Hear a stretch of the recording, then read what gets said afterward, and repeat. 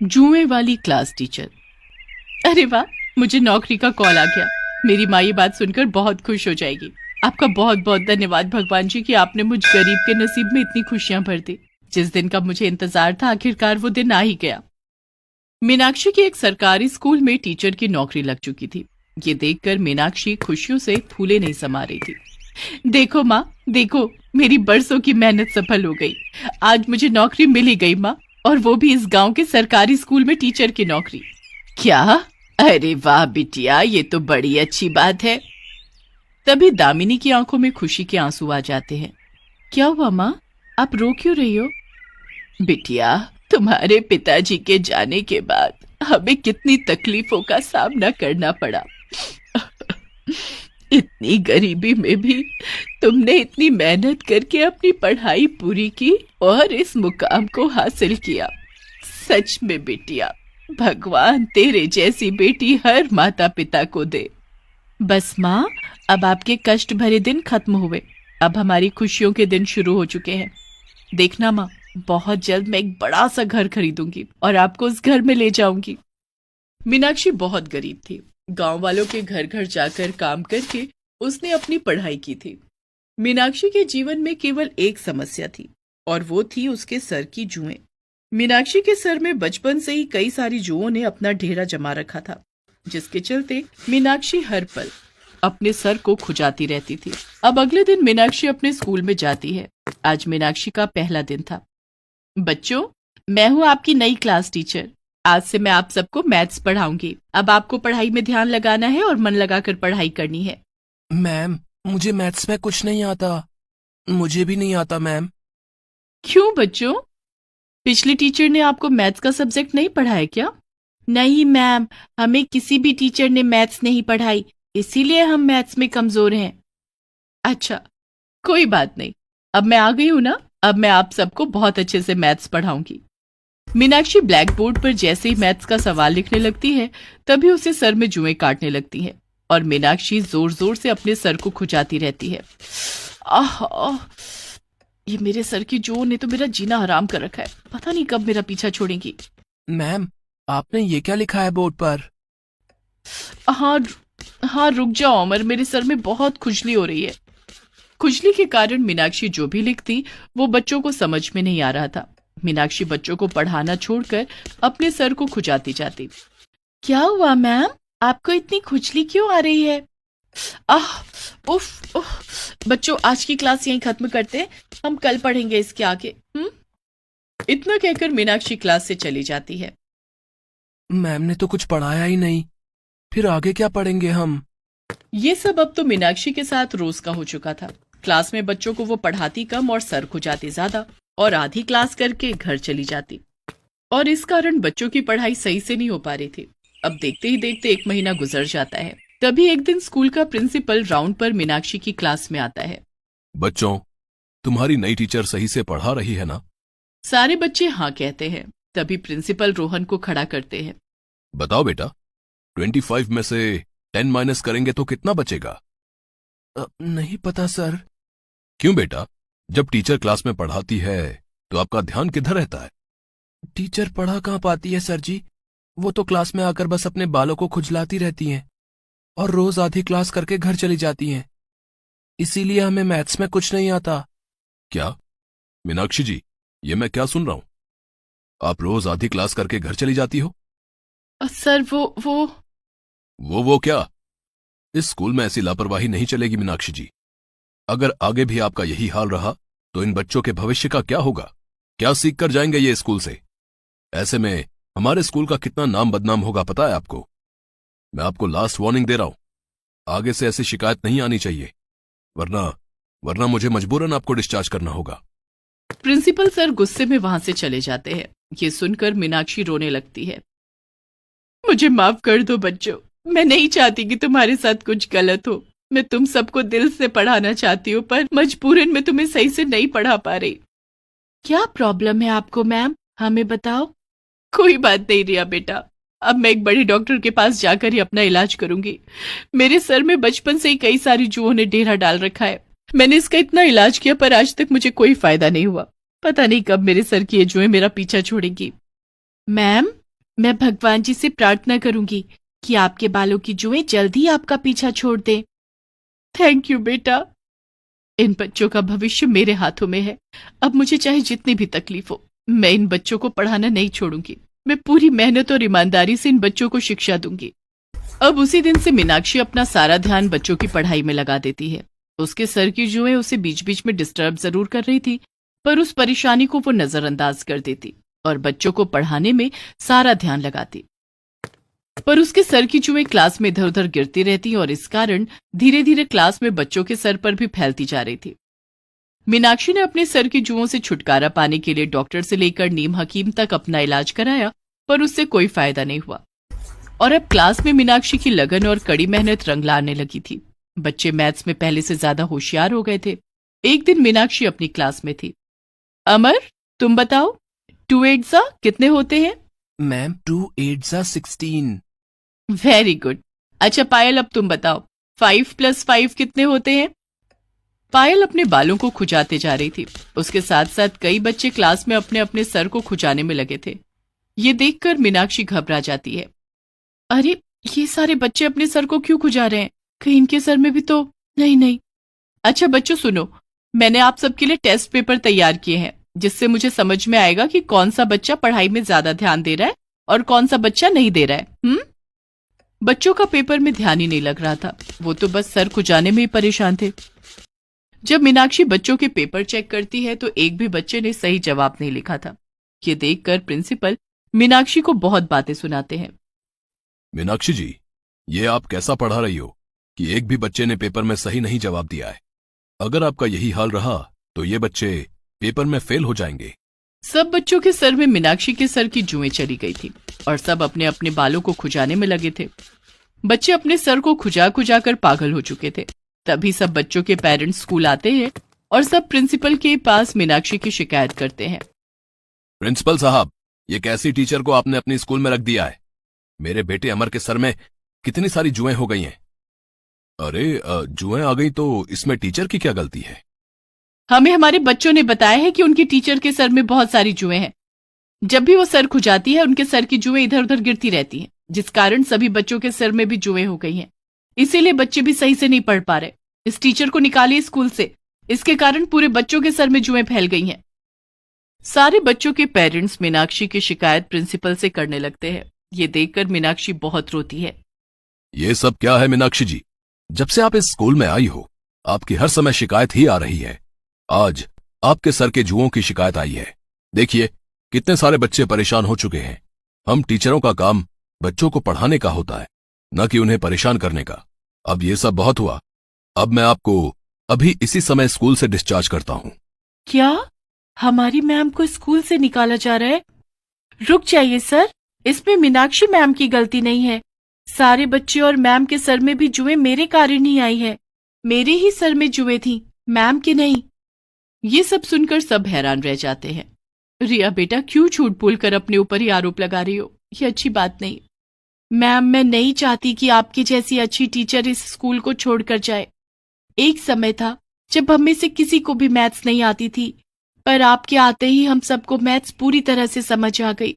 आप हमें कितनी मेहनत और अच्छे तरीके से पढ़ाते हो। आज तक इतने अच्छे से हमें किसी टीचर ने नहीं पढ़ाया। वो तो हमारे सर में जुएं आ गई थी, इसीलिए हम पेपर सही से नहीं लिख पाए, वरना हम सब टेस्ट में अच्छे नंबर लाते। प्रिंसिपल सर, आप एक बार मीनाक्षी टीचर को अच्छे से उनका इलाज करवाने दीजिए। जब उनके सर की जुओं की समस्या दूर हो जाएगी तो देखना, वो हमें बहुत अच्छे से पढ़ा पाएंगी।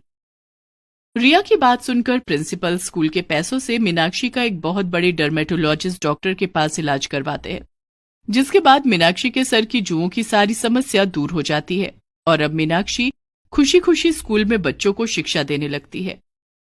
सौतेली माँ का कहर। ये कहानी बालापुर नामक गांव की है, जहां रमेश नाम का एक व्यक्ति अपनी बूढ़ी माँ सुजाता के साथ एक बड़े से घर में रहता था। रमेश के पिता का बहुत समय पहले ही निधन हो गया था। तब से रमेश अकेले ही अपनी बूढ़ी माँ सुजाता की सेवा करने लगा। रमेश की अब तक शादी नहीं हो पाई थी, क्योंकि सुजाता की गिरती तबीयत ने रमेश को शादी करने का मौका नहीं दिया और ना ही शादी करने के बारे में सोचने का समय मिला। एक दिन रमेश अपनी माँ सुजाता को अपने हाथों से खाना खिला रहा था। तभी पड़ोस वाली नीलम सुजाता के घर आती है। सुजाता बहन, सच में आपका बेटा रमेश बड़ा ही आज्ञाकारी है, वरना आज के दौर में ऐसे बेटे देखने को कहाँ मिलते हैं जो बुढ़ापे में अपनी माँ की इतनी सेवा करे। सच में आप बहुत ही भाग्यशाली हो कि आपको रमेश जैसा बेटा मिला।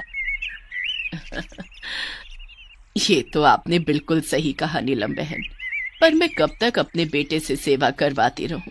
मैं अपने बेटे से कितनी बार कहती हूँ कि बेटा अब शादी कर ले, पर वो है कि मानने को तैयार ही नहीं।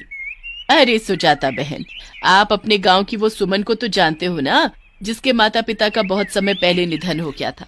बेचारी कई सालों से अनाथ बनकर अनाथ आश्रम में अपना जीवन बिता रही है, पर अब तक किसी ने बिटिया का हाथ नहीं थामा। मैं तो कहती हूँ आप अपने बेटे रमेश की शादी उस सुमन से करवा दीजिए। बिटिया बहुत ही सुंदर और सुशील है, वो आपकी पूरे मन से सेवा करेगी और एक अनाथ को सहारा देने से आपको बड़ा ही पुण्य मिलेगा। नीलम सुजाता और रमेश को सुमन की अच्छाइयों के बारे में काफी सारी बातें बताती है। रमेश अपनी माँ की खातिर सुमन से शादी करने को राजी हो जाता है और आनन फानन में सुमन और रमेश की शादी हो जाती है। यूं ही कई साल बीत जाते हैं। अब घर में केवल रमेश और सुमन ही थे। सुजाता का बीमारी के चलते बहुत समय पहले निधन हो गया था। सुमन और रमेश की शादी को 5 वर्ष हो गए थे, पर अब तक उन्हें संतान का सुख प्राप्त नहीं हुआ था। एक दिन रमेश और सुमन अपने घर के आंगन में बैठे हुए थे, तभी पास में गांव के छोटे बच्चे खेल रहे थे। देखो सुमन, ये बच्चे कितने प्यारे लग रहे हैं, है ना? देखो कितने मजे से खेल रहे हैं। काश हमारे भी बच्चे होते और आज वो भी यहीं बच्चों के साथ खेल रही होती। जी, मैं क्या कहती हूँ, हमारी तो कोई संतान है नहीं, क्यों ना हम अनाथ आश्रम से बच्चों को गोद ले लें। हमारी संतान पाने की इच्छा भी पूरी हो जाएगी और हमें संतान का सुख भी प्राप्त हो जाएगा। हाँ हाँ सुमन, ये अच्छा रहेगा, हम ऐसा ही करते हैं। सुमन की बात मानकर दोनों उसी अनाथ आश्रम में जाते हैं जहां सुमन थी। वो वहां से 2 बच्चों को गोद ले लेते हैं, रिया 8 साल की और अजय 7 साल का।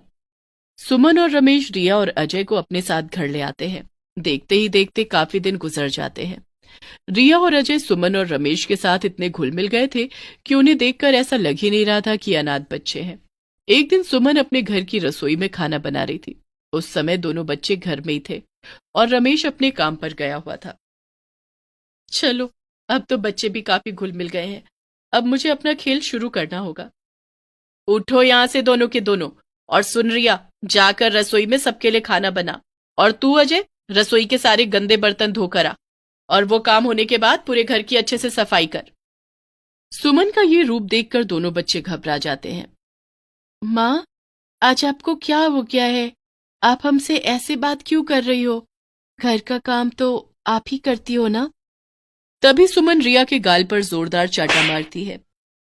जितना कहा जाए उतना कर, ज्यादा अपनी जुबान चलाने की कोशिश की ना तो कैंची से तुम्हारी जुबान ही काट कर फेंक दूंगी। मैं तुम दोनों अनाथ बच्चों को इसलिए घर में लाई हूं ताकि तुम दोनों नौकर बनकर मेरी सेवा कर सको और घर का सारा काम कर सको और मैं आराम से महारानी की तरह रहूं। माँ, आप हमारे साथ ऐसा क्यों कर रही हो? सुन अजय, अगर दोनों जिंदा रहना चाहते हो ना तो जैसा मैं कह रही हूं वैसे वैसे करते जाओ, वरना तुम दोनों को घर की छत से नीचे फेंक दूंगी मैं। फिर पता है ना क्या होगा? दोनों सीधे मर जाओगे, समझे? नहीं नहीं, हमें घर की छत से नीचे मत फेंकना। आप जैसा कहोगी हम वैसा ही करेंगे। ये हुई ना बात। चलो, अब दोनों अपने अपने काम पर लग जाओ। बेचारे मासूम अनाथ बच्चे अपनी सौतेली माँ के डर से अपने नन्हे नन्हे हाथों से घर का काम करने लगते हैं। रिया सबके लिए खाना बनाती है और अजय अपने छोटे छोटे हाथों से बर्तन धोता है और उसके बाद पूरे घर की सफाई करता है। इसी तरह सारा दिन दोनों बच्चे पूरे घर का काम करते रहे और सुमन महारानी की तरह आराम करती। रिया और अजय अब दोनों कपड़े धो रहे थे। दीदी, ये माँ को क्या हो गया है? वो हमसे क्यों घर का काम करवा रही है? चुपचाप काम करता रहे, चुपचाप काम करता रहे अजय, वरना माँ और मारेगी हमें। चलो उठो दोनों यहाँ से, अब ये कपड़े कल सवेरे धोना, इस समय तुम्हारे पिताजी के आने का समय हो गया है। याद रहे, अगर तुम दोनों में से किसी ने तुम्हारे पिता को ये बताया कि मैं तुम दोनों से घर का सब काम करवा रही हूँ, तो देखना मैं तुम दोनों की जान ले लूंगी। नहीं नहीं, हम किसी को कुछ नहीं बताएंगे। हमें बहुत भूख लगी है माँ, सवेरे से हमने कुछ नहीं खाया है, हमें कुछ खाने को दे दो। अच्छा अच्छा ठीक है, जाओ, फ्रिज में एक रोटी पड़ी है, वो जाकर दोनों खा लो। रसोई में जितना खाना था मैंने खा लिया और बाकी का खाना तुम्हारे पिता के लिए रखा है। तो आज रोटी के साथ पानी पीकर दोनों अपना पेट भर लो और चुपचाप अपने कमरे में जाकर सो जाओ। रिया और अजय दौड़े दौड़े फ्रिज के पास जाते हैं और फ्रिज में से रोटी निकालते हैं। दोनों सारा दिन काम करके बहुत थक चुके थे, इसीलिए उन्हें बहुत भूख भी लगी थी। ये तो एक ही रोटी है, हम दोनों इसे कैसे खा सकते हैं? इसमें तो हमारा पेट ही नहीं भरेगा। अजय, तुम ये पूरी रोटी खा लो, तुम्हारी भूख मिट जाएगी। दीदी, अगर मैं ये पूरी रोटी खा गया तो आप भूखी रह जाओगी। ये लो, आप ही ये रोटी खा लो। आपको खाता देखकर ही मेरा पेट भर जाएगा। नहीं नहीं छोटे, तू मेरा छोटा भाई है, ये ले, तू ही रोटी खा ले। नहीं नहीं नहीं दीदी, आप भी तो भूखी हो ना, आप ही खा लो ना दीदी। अच्छा ठीक है अजय, हम एक काम करते हैं, हम चुपके से घर के बाहर पड़ोस में जाते हैं और पड़ोस वाली कविता आंटी से कुछ खाने को ले आते हैं। माँ इस समय अपने कमरे में लेटी हुई है, माँ को कुछ पता नहीं चलेगा। अपनी बहन की बात मानकर अजय और रिया दोनों पड़ोस में कविता आंटी के घर जाते हैं और कविता से खाना मांगते हैं। क्या हुआ बच्चों, आज आपकी माँ ने आपको खाना नहीं दिया? लगता है आज जरूर कोई शरारत की है तुम दोनों ने, तभी तुम्हारी माँ ने तुम दोनों को खाना नहीं दिया। नहीं, हमने तो कोई शरारत नहीं की। अच्छा, तो फिर तुम्हारी माँ ने तुमको खाना क्यों नहीं दिया? तभी रिया अपने और अपने भाई के ऊपर हुए जुल्म के बारे में कविता को सारी सच्चाई बताती है, जिसे सुनने के बाद कविता की आंखें भर आती हैं। क्या तुम्हारी माँ ने ऐसा किया तुम्हारे साथ? रुको, अभी मैं तुम्हारे पिता को तुम्हारी माँ की हरकत के बारे में बताती हूँ। नहीं नहीं नहीं, ऐसे कभी मत करना। अगर आपने पिताजी को माँ के बारे में बता दिया तो माँ हमें जान से मार देगी। हम आपके सामने हाथ जोड़ते हैं, हमारे पिता को कुछ मत बताना। बेचारे बच्चे कितना डरते हैं अपनी चंडाल माँ से। जो माँ अपने बच्चों के साथ इतना बुरा व्यवहार कर सकती है वो कुछ भी कर सकती है। तुम चिंता ना करो बच्चों, मैं किसी को कुछ नहीं बताऊंगी। और हाँ, तुम दोनों को जब भी भूख लगे दोनों सीधे मेरे घर चले आना, मैं दोनों को बढ़िया सा खाना खिलाऊंगी। कविता फटाफट दोनों बच्चों को खाना खिलाती है। उसके बाद अजय और रिया दौड़ते हुए अपने घर जाते हैं और अपने कमरे में आकर सो जाते हैं। थोड़े समय बाद रमेश घर आता है। तभी रमेश सुमन के साथ अपने बच्चों के कमरे में जाता है। अरे वाह, आज बच्चे जल्दी सो गए। हाँ, वो आज बहुत खेले हैं ना दोनों, तो मैंने अपने हाथों से खाना खिलाकर आज इन्हें जल्दी से सुला दिया। बहुत थक गए थे ना दोनों। सुमन, तुम दोनों बच्चों का कितना ख्याल रखती हो ना। कहने को ये बच्चे हमारे भी नहीं हैं, फिर भी एक माँ से भी बढ़कर तुम इन दोनों बच्चों की परवरिश करती हो। जी, ये बच्चे तो हमारे ही है ना। दोनों काफी समय तक वहां बातें करते हैं। सुमन ने अपने पति को अपनी बातों में बहला फुसला दिया था। यूं ही कई सालों तक चलता रहा। सुमन रोज उन अनाथ बच्चों से घर का सारा काम करवाने लगी और खुद महारानी बनकर उस घर में राज करने लगी। अब वो दिन भी आ गया था जब सुमन और रमेश को भी संतान प्राप्ति हो गई। अपनी संतान पाकर रमेश और सुमन बहुत खुश थे और अब रोहन 5 साल का हो चुका था। सुमन अपने बच्चे को हमेशा अपने गले से लगाकर रखती थी और रिया और अजय इन दोनों अनाथ बच्चों को नफरत भरी निगाहों से देखती थी। एक दिन रोहन रिया और अजय के साथ कविता के घर के बाहर खेल खेल रहा था। उस समय रमेश और सुमन घर में ही थे। अच्छा, तो ये उस सुमन की अपनी संतान है जिसे वो हर समय अपने गले से लगाकर रखती है और इन दोनों अनाथ बच्चों पर इतना जुल्म करती है। आज तो इस सुमन को मजा चखाना ही होगा। कविता रोहन को अपने पास बुलाती है और उसके हाथों अपने घर के आंगन में झाड़ू लगवाती है। रोहन कविता के बाहर आंगन में झाड़ू लगा रहा था। तभी थोड़े समय बाद रमेश और सुमन अपने घर से बाहर आते हैं। जब वो अपने बेटे रोहन को झाड़ू लगाता देखते हैं तो वो दोनों कविता को बहुत खरी खोटी सुनाते हैं। अच्छा रमेश भाई, आज आपके बच्चे को आपने झाड़ू लगाते देखा तो आपको इतना बुरा लग रहा है? और कई बरसों से आपकी पत्नी आपके सौतेले अनाथ बच्चों पर इस तरह का अत्याचार जुल्म करती आ रही है, तब आपको बुरा नहीं लगा? जैसे रोहन आपका बच्चा है, वैसे ही अजय और रिया भी तो किसी के बच्चे थे। ये आप क्या बोली जा रही हो कविता बहन? तभी कविता, रिया और अजय तीनों मिलकर सुमन की सारी करतूतों के बारे में रमेश को बताते हैं। रमेश जब सारी बात सुन लेता है तब उसे सुमन पर बहुत गुस्सा आता है। इसीलिए पिताजी, हमने आपको आज तक ये बात नहीं बताई, वरना माँ हमें जान से मार देती। तभी रमेश सुमन को बहुत ही बेरहमी से मारता है। सुमन रमेश से रो रो कर क्षमा मांगती है। सुमन, इसी समय मेरे घर से निकल जाओ। आज के बाद मेरे जीवन में तुम्हारे लिए कोई जगह नहीं, ना ही इस घर में। अरे, तुम ये कैसे भूल गई कि तुम भी एक अनाथ थी? तुम्हें शर्म नहीं आई इन अनाथ बच्चों पर जुल्म करते हुए? रमेश मार मार कर सुमन को घर से बाहर निकाल देता है। उसके बाद कविता दोनों बच्चों अजय और रिया को हमेशा के लिए अपने पास रख लेती है और दोनों का बहुत अच्छे से पालन पोषण करती है।